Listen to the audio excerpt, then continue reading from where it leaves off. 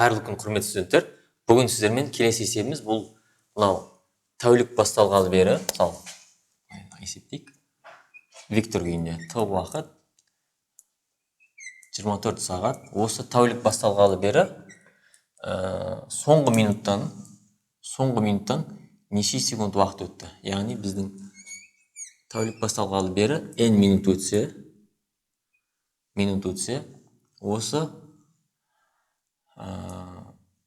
осы тәулігіміздің соңғы минуты, мынау болатын болса, соңғы минуттан бері мына аралықтан неше секунд өткен табу. Яғни мына жақта 1 минут, 2 минут, 3 минут, 4 минут, 5 минут, 6 минут, 7 минут, мына 8 минут болса, 8 минуттан кейінгі неше секунд уақыт өткен табу керек болады. Мысалы, мына жерде уже келесі 9 минут тұр.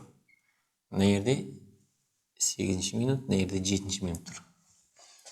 Бұны табу үшін біз осы мына жерден мынаны есептеп алып тастауымыз керек те, и соңына қалдықты қалдыруымыз керек. Қалдықты қалдыру үшін 60-ға бөліп, содан шыққан қалдықты алуымыз керек, яғни.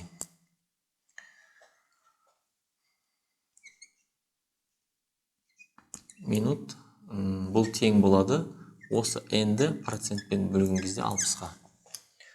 Осыдан шыққан санымыз біздің соңғы минут өткеннен кейінгі шыққан қалдықты білдіреді. Бұған дейін шығарған мына есептер болды ғой, біз А векторы, одан кіші Б вектор берілген, осы А вектордың бойында қайталанатын Б вектордың санын табу деген есептер болды алдында шығарған. Бұл осыған ұқсайды, бірақ бұл есептің берілген уже басқа қабылдау форматы уақыт күйінде берілген.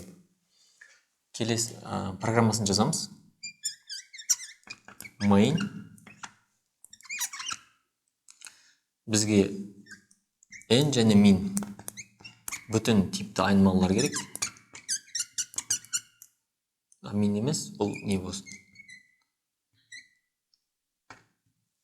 Секунд болсын.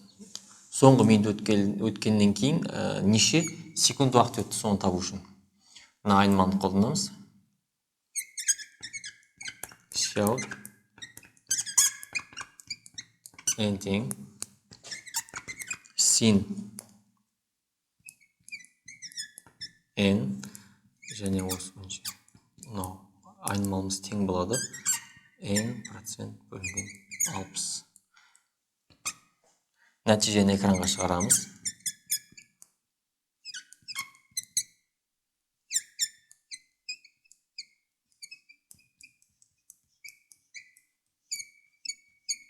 Айнымалымыз, біздің айнымалымыз.